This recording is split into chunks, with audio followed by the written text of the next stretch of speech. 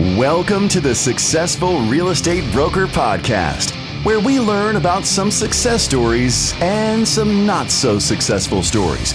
But either way, we learn. Each episode, we talk with successful real estate agents and vendors about things they have done to make them successful and some things they did that you might want to avoid. Join us for each episode of the Successful Real Estate Broker Podcast with your host, Preston Sandlin. All right, listeners. Well, I have a guy I've been watching for a while and admiring. He has his own podcast and superstar, rock star real estate agent, Mr. Ed Averette. Did I say it correctly? Yes, you did. Yes, you did. Thank you for having me. Yeah. So, Ed, tell us a little bit about how you got into real estate. I know, like, when we were all elementary kids, that probably wasn't on our bingo card. I know home inspector wasn't. No, it wasn't anywhere on the radar. I got my real estate license as a result of bad experiences that I had. Okay. There's a lot of people like that. Home inspectors like that too. Yeah. I had a couple of bad experiences. When I lived in Atlanta, I would work for a security company, and a couple of my appointments seemed to be realtors. They had a nice Benz in the front of their house, and they seemed like they weren't working. And I used to ask my customers, "What do you do?" And most of them were saying, "I'm a real estate agent." So I talked to one of those clients, and they told me how to get my license. And so I started working that was in 2006, right before the market started. Oh, yeah. You had about a good year or two, and then it went south really bad. So I was wondering why they were looking at me like, "Why do you want to do that? So what do you do?" So it was a little weird exchange, but I just fell in love with it. Fast forward to now, moved to Charlotte in 2010 to become a regional manager for a big security company, and and then I started practicing real estate in North Carolina, South Carolina, and also Georgia and Florida. Okay. Yeah, I did a little stalking on you prior to. No, I wanted to make sure. I always like to familiarize myself. So now you're originally from Jacksonville, is that correct? Yes. And then I think you were in the military and maybe Hawaii, and then I know the whole game. Tell me, man, I'm a stalker. Yeah, so I was actually born in San Bernardino, California, raised in Jacksonville, Florida, and I was in the military. Went into the military straight out of high school in 1991, way back in 1991. And we're about the same age. I'm a little bit older than you, maybe a little bit. But we're close. I was in the military for 4 years. I was in the United States Army, stationed in Schofield Barracks, Hawaii. Yeah, I know where it is. I got an aunt lives in Hawaai. Yeah. Okay. Were you in there when wasn't Ice Cube or was it Ice? He was out there somewhere. No, was he? He might be older though. Yeah, he's a little older. And then I also was stationed in Denver, Colorado, Fitzsimmons Army Medical Center at the time. Gotcha. So what led you from that to Atlanta and getting into? You said you were doing security system or security company. How did that happen? Right. So I lived in Denver. So I moved to Denver. I just love Denver. It's a cool place. Some music, and that caused me to do some traveling. So I record music. Actually starting a record label with one of my good buddies. So I moved from Denver to Atlanta, and then when we moved to Atlanta, I worked for a security company. I had background in customer service, but I started working for a security company as a sales rep because I couldn't find a job there. It was like 2 or 3 months without me having a job. So I got a job as an outside sales rep, which was 100% commission. Scared to death, scared that I was going to starve, and I wasn't really sure about it. But prepared you for real estate, though. It did. It's crazy how God works. Sometimes one thing leads to the next. But I ended up doing very well. Didn't know the city at all. and was one of the top performers selling security systems. And then that's when they promoted me to regional manager, and I became a manager and moved to Charlotte in 2010. Okay. Now the most important question: are you Panthers, Jaguars, Broncos, Man, or Falcons fan? and I'm all over the place with it. But I primarily is going to be, I'm gonna have to go with the Jaguars. They break my heart so much, man. And so I'm like, man, I try not to get emotionally involved because I don't like to get my Yeah. feelings like that. I kind of de facto like I mean, I'm a Panthers fan, but I'm also a Clemson fan. So they Yeah, got Trevor and Etienne, playing for them. So, gotcha. kind of want them to do well, but I don't know. And a fun fact is, and I'm torn because I've written songs for the Jacksonville Jaguars. I have a Oh, song, wow. Quad City DJs, that we wrote called "Uh-Oh," and they play it in the stadium. They play it all over. Also Oh, wrote a that's so theme cool. song for the Denver Broncos when I was in Denver called "Shut 'Em Down," and they played that in the Oh, stadium. that is so cool. I'm torn. I love them all. I hear you. So tell me a little bit about your music. Is it like do you play or you mix or how do you create it? Like what do you? So I rap. I rap. I write. Nice. So I rap and I write R&B and hip hop, mostly dance music, but I can write anything. I've been writing music since I was 12 years old. I've had record deals before. I've recorded with national artists. I recorded Nice. with, That's cool. like I said, Quad City DJs, 95 South, Whoop, There It Is, Tootsie Roll, 69 Boys. That's so Also, cool, man. Uncle Luke from Two Live Crew. I don't really like to tell people that because he gets a little crazy. But yes, I also done songs with him. Luke Campbell, right? Is it Campbell? Is it Yes, Campbell? yes. Yeah, yeah, yeah, yeah. Oh man, I used to listen to that back in the day. Of course, much to my mom's. She's Oh like, "Don't yeah. play that." Oh man.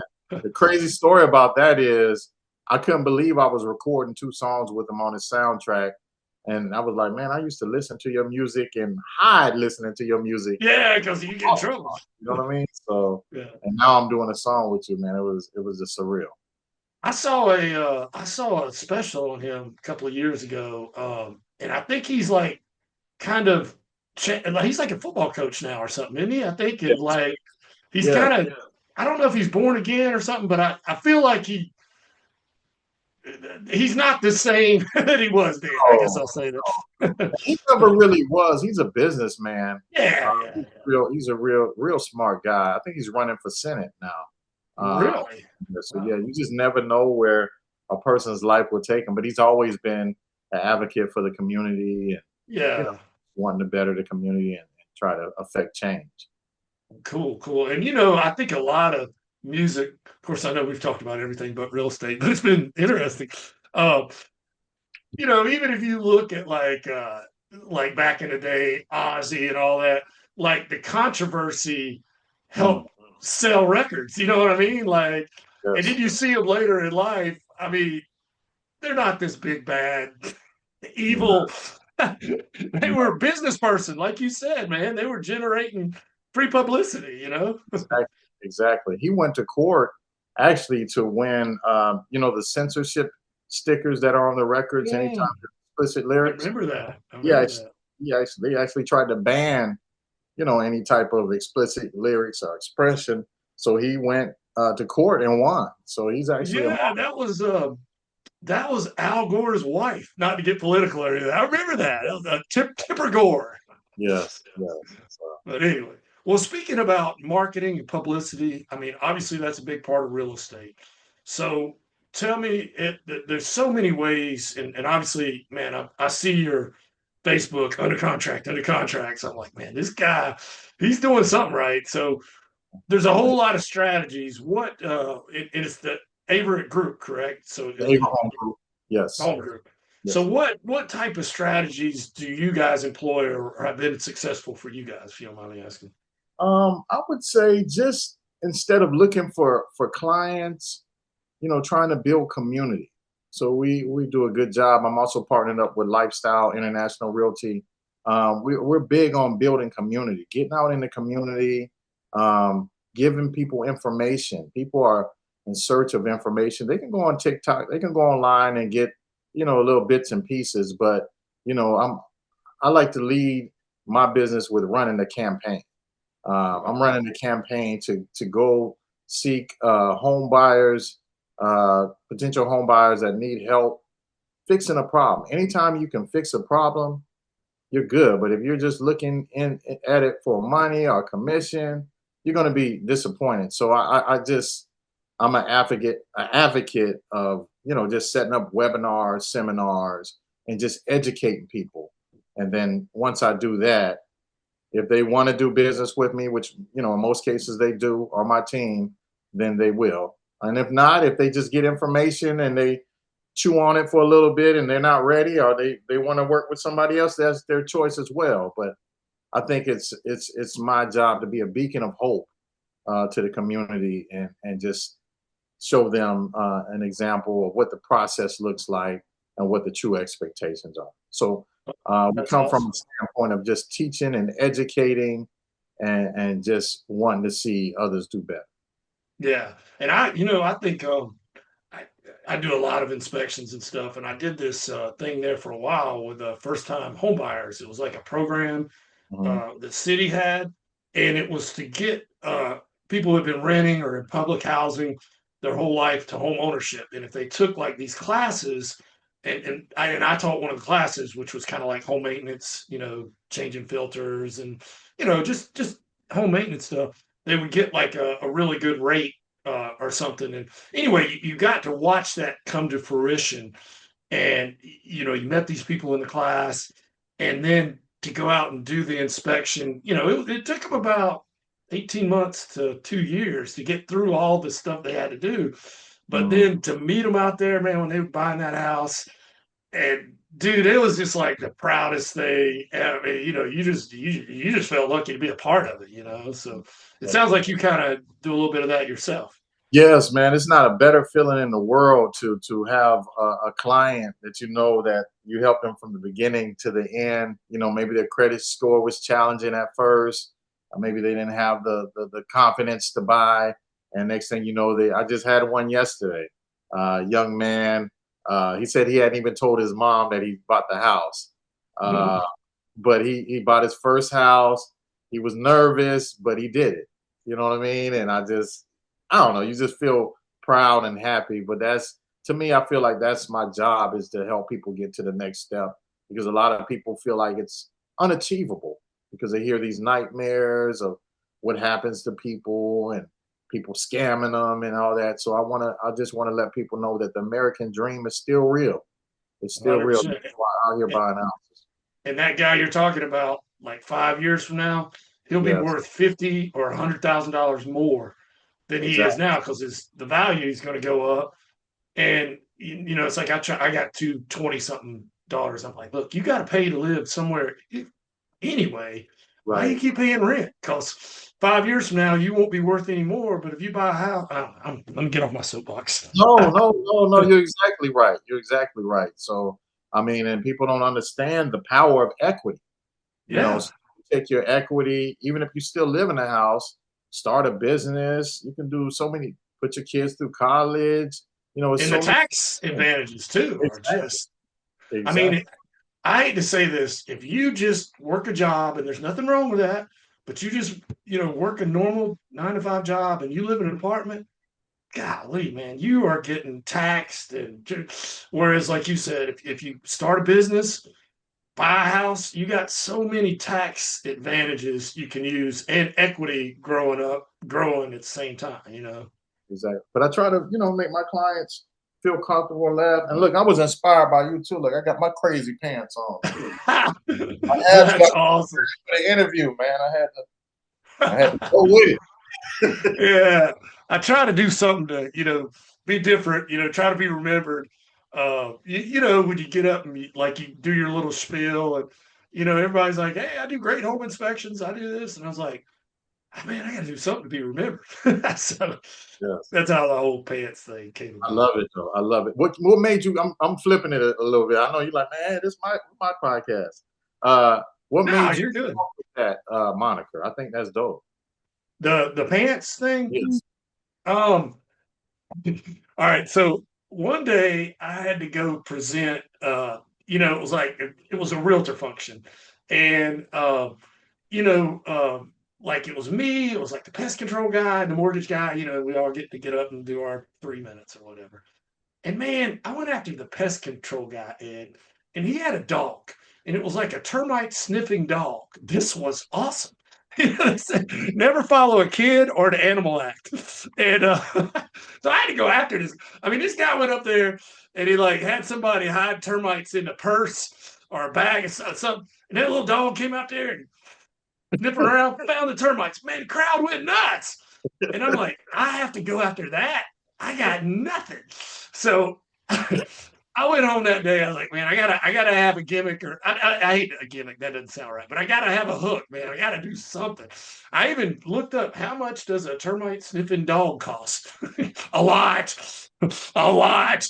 So about 2 days later, I was taking my daughter somewhere, and I saw this dude. I think he was going to play golf or something, and he was putting in his golf clubs, and he had these crazy pants on, and I was like, that's it. That's it. I'm going to be the crazy pants guy. So it was cheaper than a termite sniffing dog. Yes, yes. I love it. But you're legendary around these streets. Oh, Man. So that's good, man. You definitely have to have something that's going to make people remember you. yeah. So that's how I came up with the rap and real estate agent. I love it, man. I love it. Rap and real estate agent. I originally, when I first came out, I didn't come out as that. But I don't know, the way that realtors were going to the market, it just seemed like everybody was doing the same thing, and it was just boring.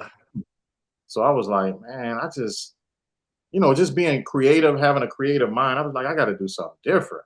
So, I was talking to my wife, and I said, I think I want to be the rap and real estate agent. She was like, really? You gonna mess up your business with that? Nah, dude, that's great. Nah. She was like, but because I already had tons of business, and she was like, I don't know how people are going to receive that, because I don't know if I would want a rapping realtor. I want my realtor to just be a realtor, and if you rap, keep that to yourself. But what does that have to do with me buying a house? But I ended up doing commercials, and I did a song, did a whole album, and it ended up hitting, and people loved it. That's awesome. It just took on a life of its own from there. Well, I think too, like with the rapping real estate agent or the Inspector Crazy Pants, yes, it gets them to pay attention to you for a short amount of time, but then you got to have the chops to like, you know what I mean? Like that might get them to use me one time, but that's not gonna, if we don't do a good job, it's not. And the same thing with you. It's like, you might think I'm a little crazy or I'm a little off my rocker when you first see me or something, but once you talk to me or I talk to you, I'm like, nah, man, this guy's pretty sharp. I mean, he's not crazy, And we're professionals, and when they meet me, they're like, wait a minute, I thought you was going to freestyle for me or something like that.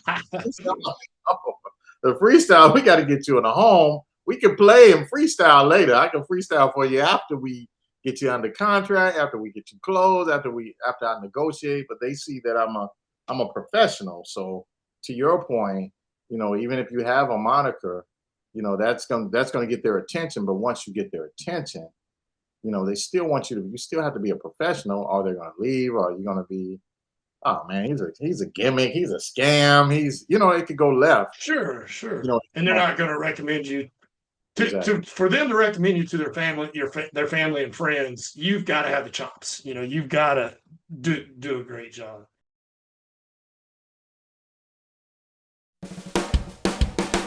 Hello, I'm Bill Gallagher with Superior School of Real Estate, and I'm here with Preston Sandlin of Home Inspection Carolina. Preston, I've always liked your style, especially those pants. And also, I've been interested in the home inspection business for a long time. Well, Bill, that's ironic. I've always admired your style, and I've always admired your ability to educate these fine folks for sometimes 4-8 hours a day. I wish that I could do what you do. Hey, Preston, wouldn't it be cool if we switched? Preston, we sure got what we wished for, buddy. We sure did. And now that you're the expert, Bill, I mean, you are wearing the pants. And I'm the instructor and the educator. Tell us what Home Inspection Carolina is doing these days to make the home buying process easier for realtors and home buyers.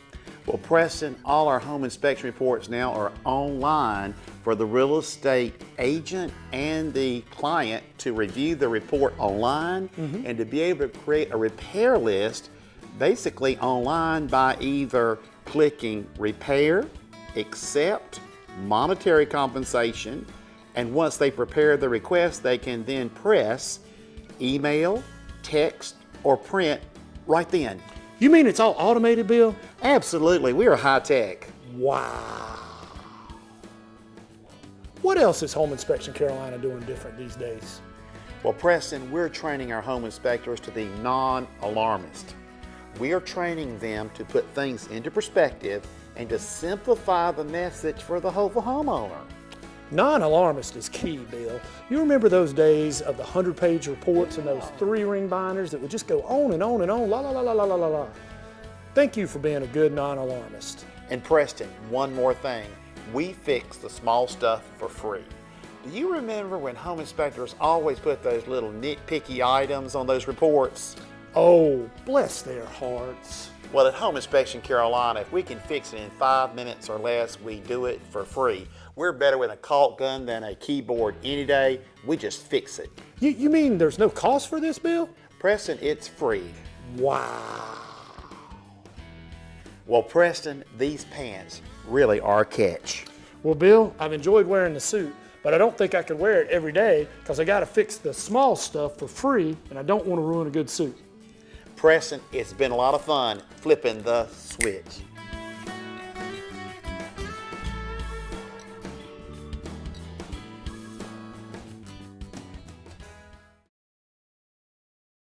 Absolutely. Let me ask you this, Ed. I sponsor a lot of realtor orientation classes. You know, like when the realtors come and they first get their key, they got to take that class. And over the years, I've been sponsored for years. And then like later on, it's almost like, I don't know who they are, but you know, there'll be a group of like 80 people in there.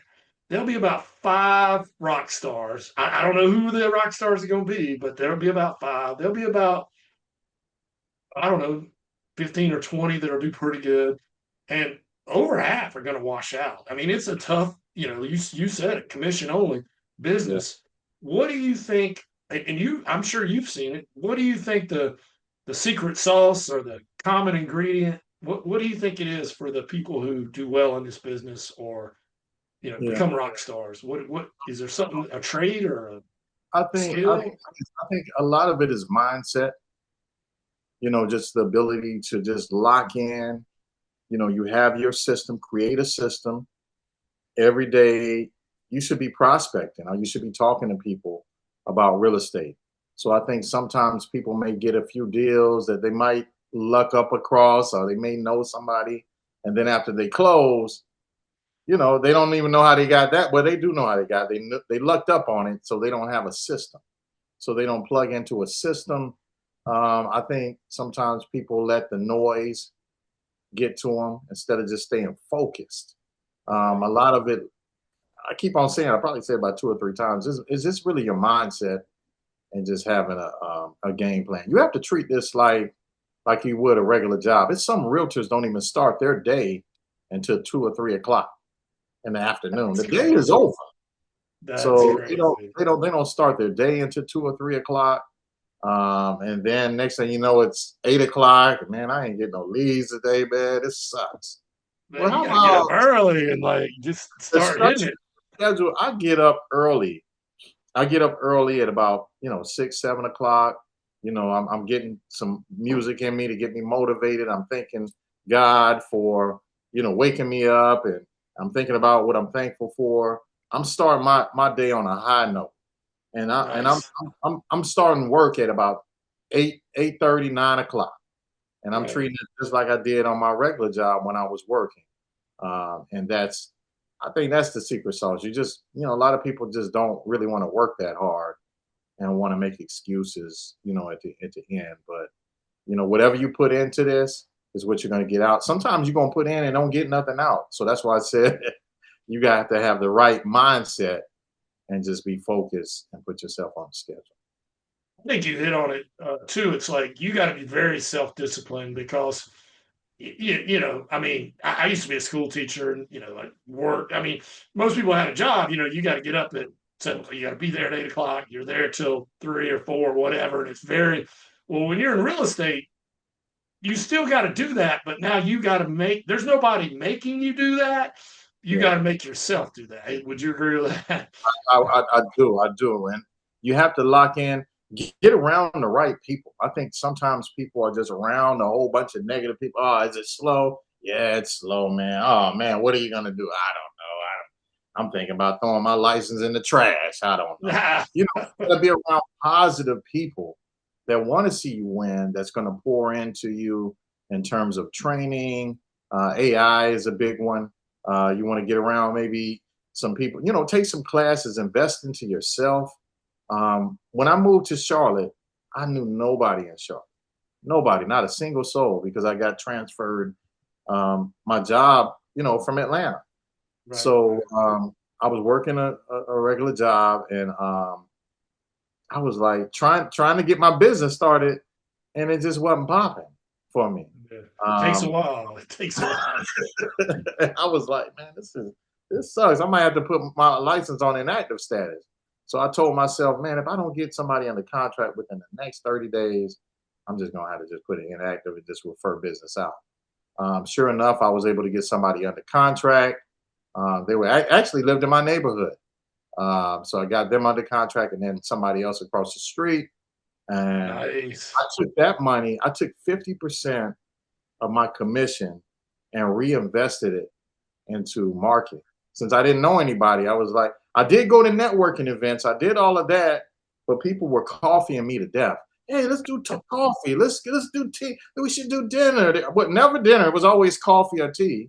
But then when I called them, they never. Hey, I'm busy. I hit you back. I was getting a runaround. I was like, man, this sucks. Like, I can't make no money like this. I know, it's taking time, and it's taking a lot of time. So I decided to put 50% of my commission and reinvest it into marketing. I started paying for leads. I started paying for marketing, and then it started, business started going crazy. So I guess my point is, you have to invest in yourself. I have a lot of realtors that their number one complaint is nobody's giving me any leads. Nobody's giving me any. They're not giving me any. Go make your own. You got to go make your own. My mindset and my mentality has always been, you are the lead. You don't want to be like your dog. Like, I got a cute poodle. Her name is Shiloh. She's dependent on me to feed her and to give her water all the time. You never want to be dependent on somebody giving you something, because they can take it away. If I don't feed her or give her water, she's gonna starve. So you don't want to be that. You know what I mean? So I always tell people, it's good to be around a team or someone that gives you leads, but you are the lead. When you meet or you talk to somebody, everybody should know that you're doing real estate. Everybody. And it doesn't have to be corny. Hey, do you know anybody who wants to buy? You just have a small conversation with them, and then it can lead into that. So it's an art to it. But I tell people all the time, you are the lead. Don't look for leads, or you're gonna be looking for a job. You are the lead. Yeah, and I have a home inspection, kind of a professional sticker on the back of my computer. So if I'm in Starbucks or something, I can't tell you how many times I've gotten inspections because people saw the back of my computer. So I recommend, I hope I'm not overstepping. It's your interview, but put something, let people know you're a realtor. Name tag, something on your computer. I know Dave, what's the guy, Ramsey's like, you shouldn't spend $5 on a cup of coffee. I'm like, man, I disagree with that. Well, maybe if you're just the norm, but if you're trying to get business, I would say I'm probably 50% of the time I go in there and hang out and do some work. Yeah. I wind up making a connection or something. I do want to back up on something you said though. I think it was perfect. You said it wasn't popping. You're like, man, I'm gonna have to go get a regular job. If this thing doesn't. Well, I had a regular job, so I was like, I have to go inactive. Yeah, Yeah, and you were like, man, I'm gonna give myself to the end of the month or whatever to get, and you did. And yeah, I was like, you know what you did there? You gave yourself a deadline. My mom used to always say a goal is a dream with a deadline. right. And I think so many of us like, I want to do this someday, I want to do that, I want to do that, but you don't put a deadline to it. I think if you put a deadline to it, all of a sudden, like you get more. I mean, I'm not a success coach, but that No, deadline. I mean, how you're many people get serious about their taxes come April 13th or 14th? you're Because of that exactly. deadline. So if you do the same thing with your goals and stuff. But anyway, I don't mean to hijack your thing. No, no, All right. no, no. So to your point, I mean, I had this little trick that I do that I was doing when I was selling security. Um, I would have a goal in mind. I would never go by what the company's goal for me was because their comp plan was based off of you meeting, making the least amount. So I had my own All goal right. in my head. So I used to play a game with myself and tell myself, look, I'm not going home until I get two customers or clients. I'm not even going home. Like I can't go home because I haven't done my job in my head. And every time I did that, I would meet that goal. Same thing applies to real estate. You wake up that day like I'm not going home until I get somebody that's looking to buy or sell a house. They don't have to be That's ready, smart. but it's somebody that's a real person that says they want to do it, blah, blah, blah. But like you said, you have a goal in mind. So you're not going through days because what I see with a lot of realtors is the month that go by and they don't have nothing in the pipeline. Then they got to start over that. It's just a reoccurring cycle to where they don't have nothing in the pipeline. But you have to have, like you said, a goal, a daily goal, you know, weekly goal, monthly goal, and then that's how you build your pipeline. But if you don't even have a goal and you're just running through days, next thing you know, it's the end of the month and you have nobody under contract, the bill collector's still coming. That's right. And Oh, they don't you're on want someday island. Someday. they don't want to hear that. They will put you Yeah. behind out. So, and then we have fees that we have to pay. Real Oh estate yeah. fees, MLS and board fees. So it has to make sense. It's a business. So your mama, she's a very wise woman. She gave you some great advice. Well, thanks. But when you said that, I was like, you put a deadline on it, and man, that even if it was subconscious, you're like, man, I got to do this. But Exactly. anyway, all right. Well, let's go. Let's have some fun. Lightning round. I want to be respectful of your time. All right. So I'm going to give you two things, Ed. You pick one or the other. iOS or Android. iOS. Oh iOS. man, I'm the weird Android guy.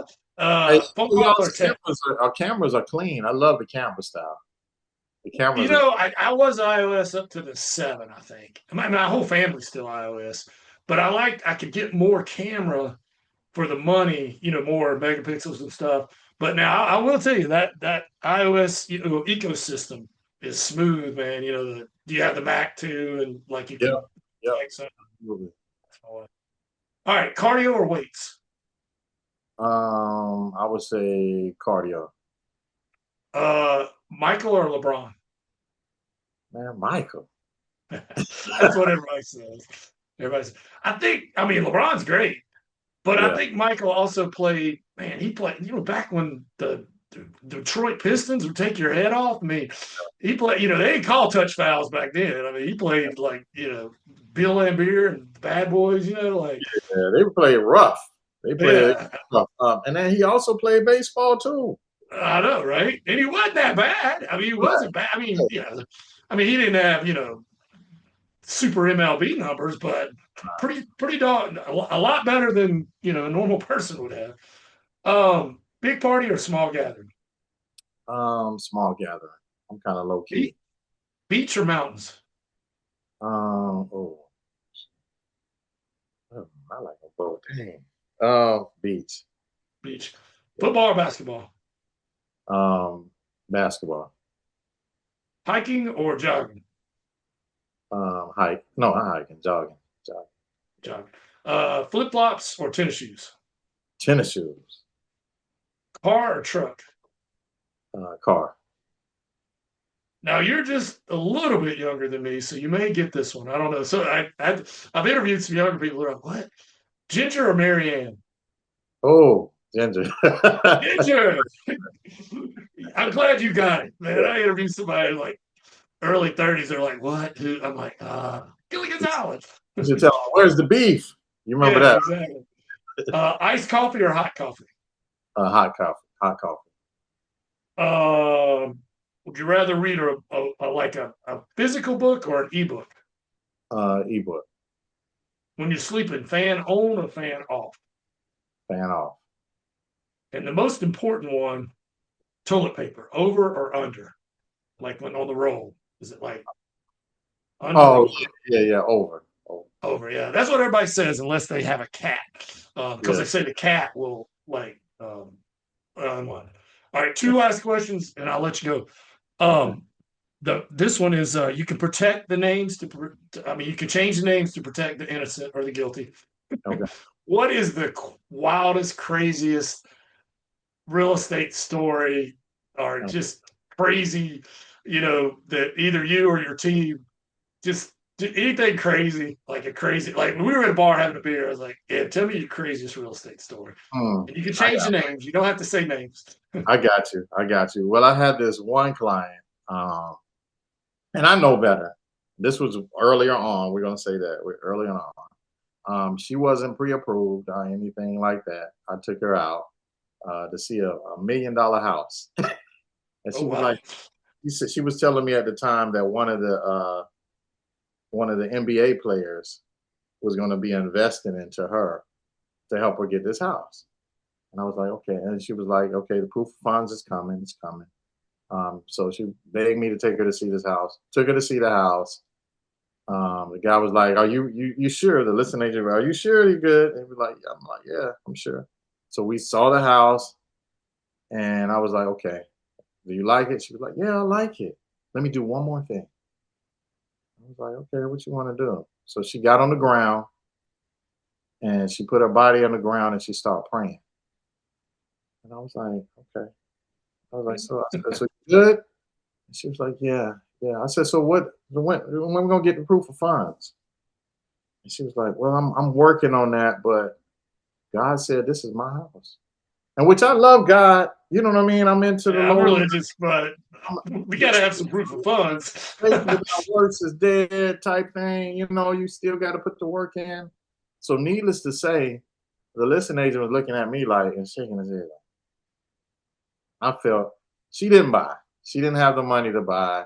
I think the investors were fake.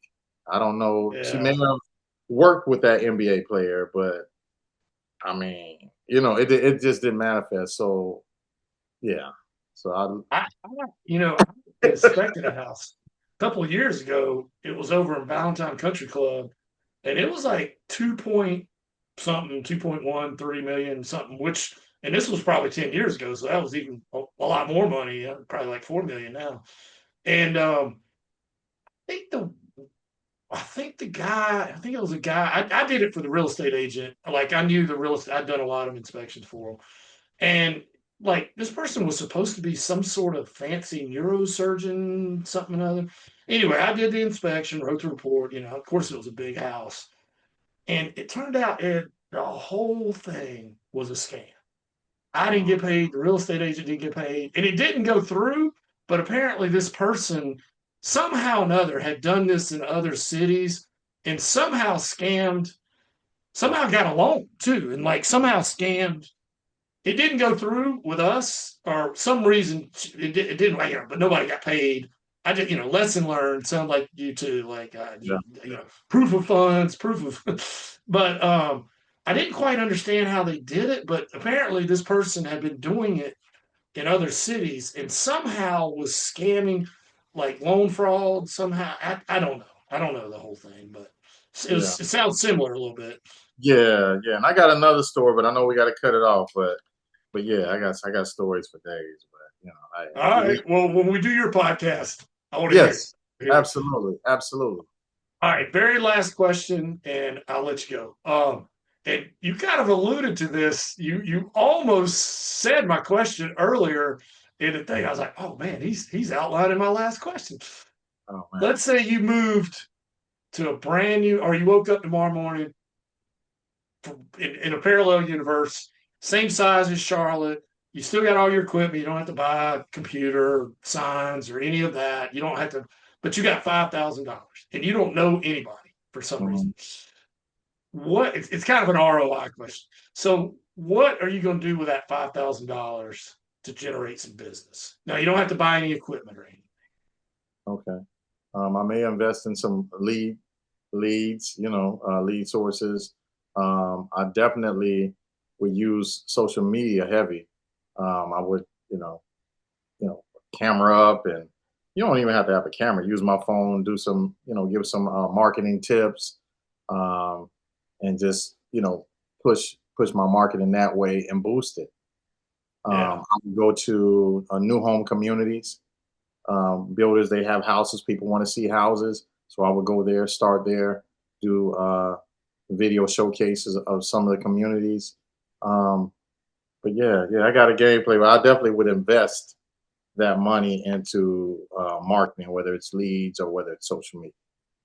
Awesome. Love it. And partner up with some builders, because these builders, they want to help, move their product as well. So that's what I would, and that's what I teach my agents.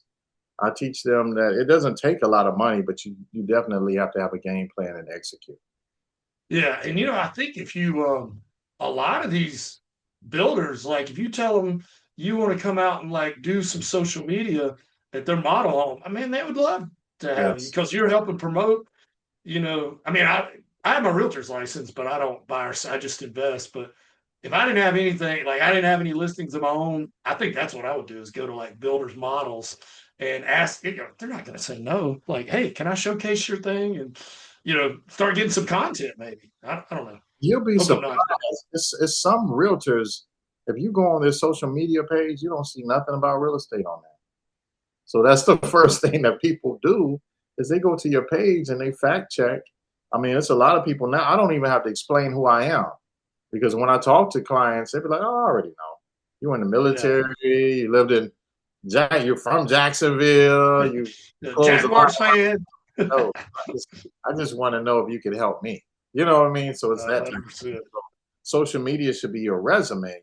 It should, even if you don't have any business, ask somebody if you could repost their listings, or, like you said, go to the builder community. There's so many different ways to. They're not going to say no because you're. Well, and like I said, like with the podcast, with that, if you're always thinking win-win, that's a win for the builder. That's a win for you. And it's a win for your client if you find them the right home. It's Exactly. it's a win-win-win. Exactly. Well, Ed, thank you so much for all the people who are listening.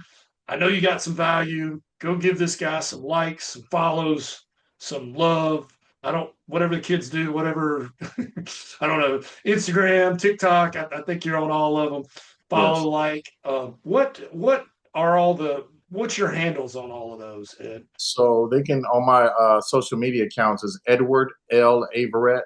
So if they go on TikTok, IG, Facebook, please follow me on there. On YouTube, it's Ed, the Rapping Real Estate Agent. Nice. That's where I have a lot of my podcasts. I have a podcast that I do with Terrence Guest of Atlantic Bay. Free Game Real Estate Podcast is one of the top real estate podcasts in Charlotte. So I have that going. I also have another another podcast called The Process. That's going to be on the Ed, the Rapping Real Estate Agent YouTube channel. And this is basically talking about community. And then I have 4624, another podcast called 46. Oh, wow. You kill it, man. With my sister talking about childhood trauma. I watched a little bit of that. I was aged out of foster care. Went in at age 10 until I graduated. So we're gonna talk to people to help them through childhood trauma. That's awesome, man. Yeah. So, but I appreciate. I was going to ask you about that in the interview because I watched a little bit of that, but I was like, I didn't know. I was like, I'm not going to bring that up unless he brings it up because I didn't know. Like, yeah, it's a part of who I am, and I'm getting past all that, and things happen. I mean, a lot of people have been through a lot of traumatic childhood issues, and they're just trying to figure it out and process it in their mind, even if it's years later. So yeah, so that's the reason why we're doing it. And it's called 4624. That was the address of where I lived at with my parents, healing from here. So we want to concentrate on giving people healing from here, because sometimes you just get stuck mentally, and then you can't really, it's kind of hard for you to have relationships, keep them, or even deal with life, because that's childhood trauma. Then we have other trauma. We got real estate trauma. You got all the traumas. You got all the traumas covered. Exactly. So you have to have a way to cope, whether it's counseling, whether it's talking to somebody, whether it's you listening to some podcasts. But there's different help for people, and I just want them to know that we're here to help. And that's where I come from. I come from a background of helping people. It's not always about getting deals, or likes, or loves. Was I able to help somebody today? It's just that simple. And then as far as the money and the success, it just seems to come after that. That is awesome. Well, everybody out there listening, if you got value and you did, follow this guy, and can they message you on there if they're interested in maybe working with you or something? Yes. And I'm looking and if you're looking to be on a team, the Ava Home Group, just message me, IM me, call me. You can also call me at 678-761-5198.